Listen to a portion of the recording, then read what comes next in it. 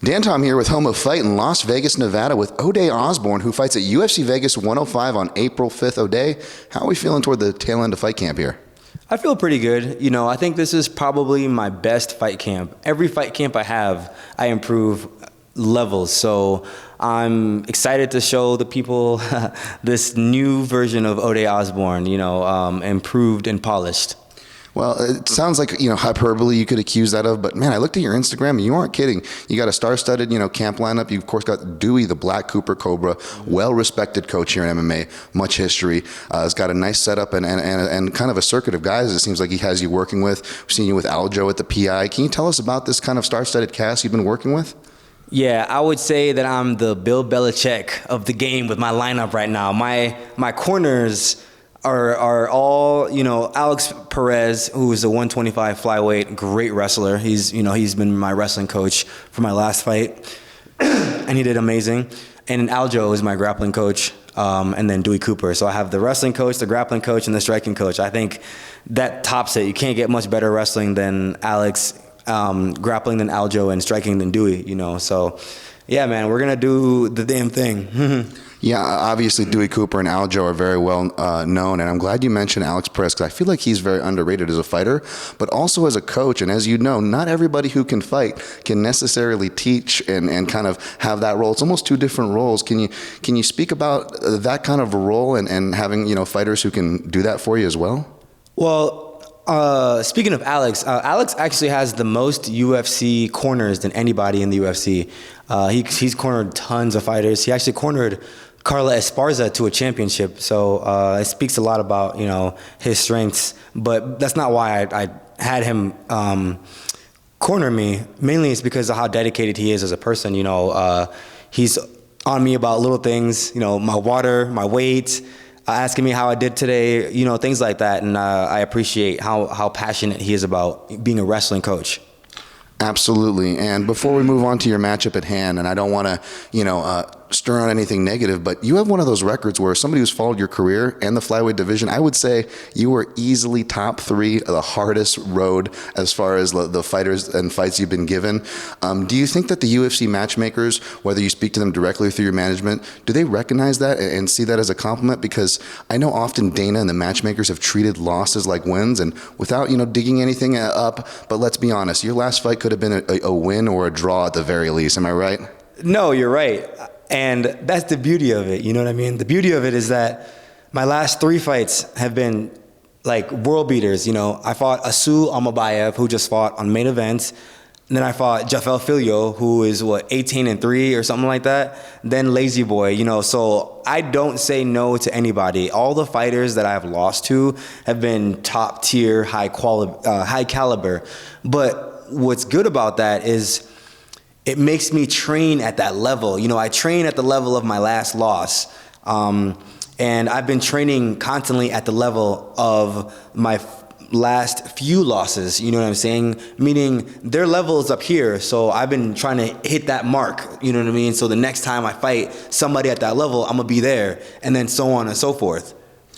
Absolutely. And again, the goal is, you sound locked in, yeah. And I don't want to overly speculate, but between, the fact of you have a interesting, a deceptive resume, if you will, and also the fact that you're a guy you fought in multiple weight classes. And I got to say, especially standing next to you, Ode, you have not looked out of place in a single one.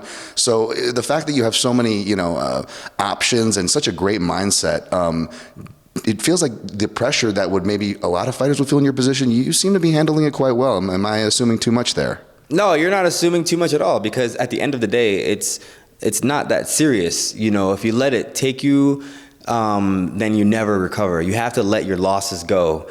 You lose, we're humans, it's what we do. We're not perfect. Only Jesus was perfect, So when we lose, we gotta take our week, cry about it in the shower, and then forget about it. You know what I'm saying? I think a lot of the times as fighters, and I'm speaking from experience, we hold on to those losses so much that we can never grow, and that was me in the beginning of my career, because I had never lost as an amateur, never lost in the beginning of my career. And then finally I took a loss when I was 3-0 as a pro. I took my first loss, and it was so hard to get over that hump, and then I was just like, I learned the balance of taking what you can from your loss that is technical, but leave the emotional part aside. And that is the balance and where fighters really grow. I got you there. And as far as the fight, it goes down at the Apex. There's obviously pros and cons to the Apex depending on who you talk to. But one of the things you can say about maybe these under the radar Apex cards that you're on is it's plenty of chance to stand out. And even though we might not be treating this like a do or die spot, like you said, your style, on the other hand, is, I don't want to say do or die, but it's incredibly exciting. Do you kind of go for bonus hunting, if you will, like a lot of fighters talk about? Do you see more of an opportunity for bonuses on these cards? How do you treat that? Oh yeah, man. I wouldn't say that I go for the bonus. I would just say that I'm myself. You know, I don't know how to fight a boring fight where I'm like point fighting. I'm not trying to be in there, you know, winning the rounds. I'm trying to knock you out every single round, you know, and I think people love that because that's what it's about. I don't want to try to take you down and hold you and, you know what I mean, run the clock out. I'm like, anyone could do that. I grew up wrestling. I wrestled in high school and I wrestled in college. I could easily go out there and take somebody down and hold them down for 3 rounds. But where's the fun in that?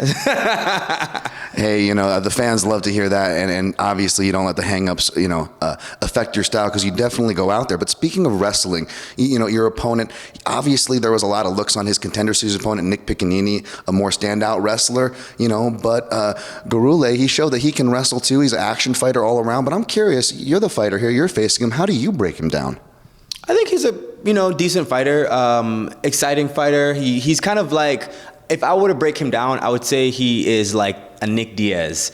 He comes forward, doesn't throw much kicks, throws some push kicks every once in a while, but does a lot of boxing and moves his head. You know, he moves his head very well.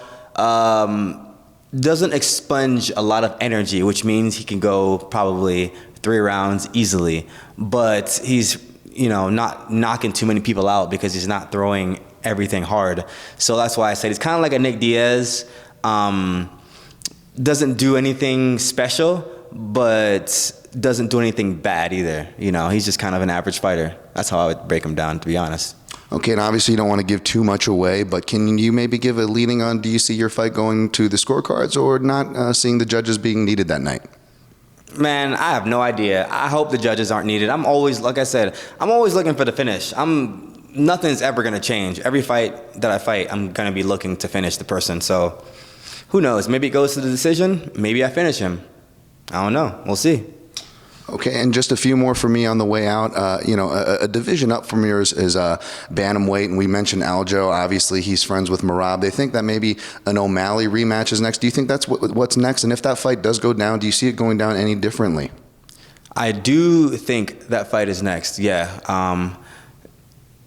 As far as do I see it going down any differently, I don't know, man. I have no idea because Merab is incredible. He's an incredible athlete. Like when it comes to forward pressure, wrestling you, striking you, wrestling you, striking you, wrestling you, striking you, it makes you so tired. And it's gonna be hard to think about a fighter that's gonna be able to beat that.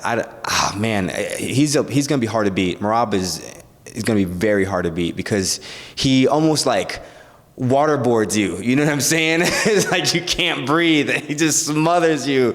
Oh man! And as soon as you get a little bit of room, because I've gone with Merab before, as soon as you get a little bit of room to breathe, then he's back on you. You know what I mean? And so, yeah, man, I don't see anyone handling Merab for a while. And so maybe that answers my next question. I was going to tie it into a more relevant question to the champ in your division, another underrated cat named Alexandre Pantoja. If he were to move up and face Merab, how would you see that fight going? Would you favor Merab is what I'm getting, or how would you see it going? Yeah, I'd favor Merab for sure, just because of his style. Merab is also like a Nick Diaz. He just comes forward, except adding in takedowns. You know what I mean? It's so tiring.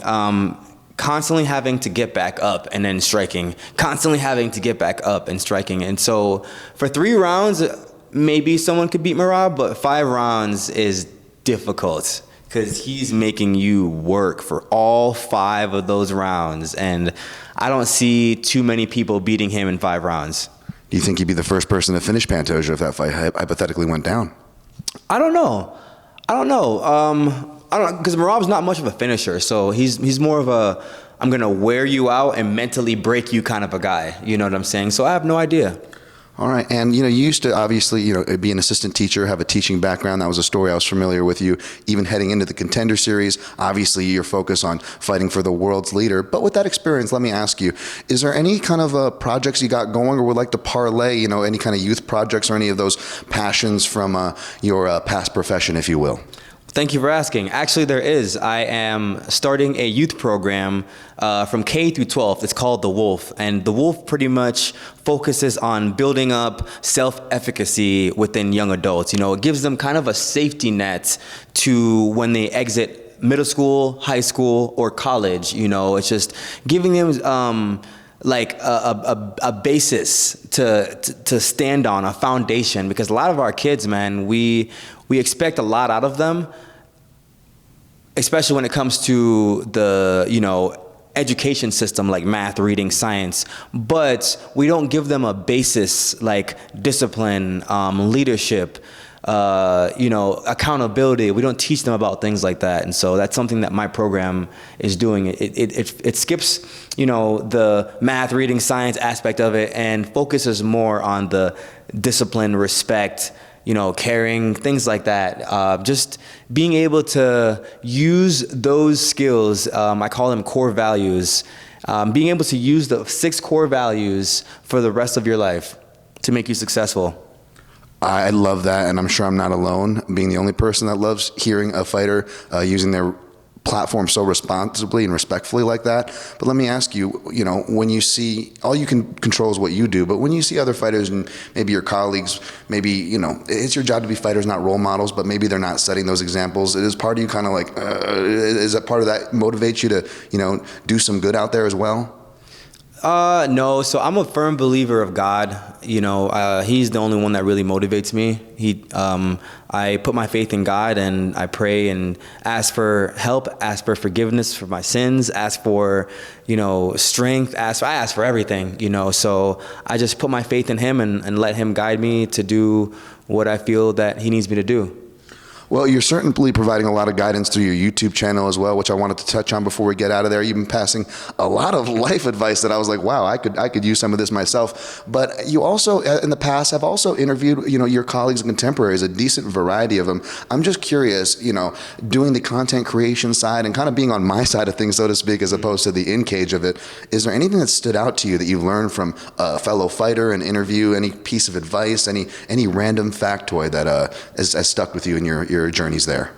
I would not that I can really remember at this time. I probably would have to think deeper on it, and I'm sure because I've done so many interviews with so many people. But one person actually, when I interviewed Casey O'Neill one time, and she was like telling me how she got in the UFC.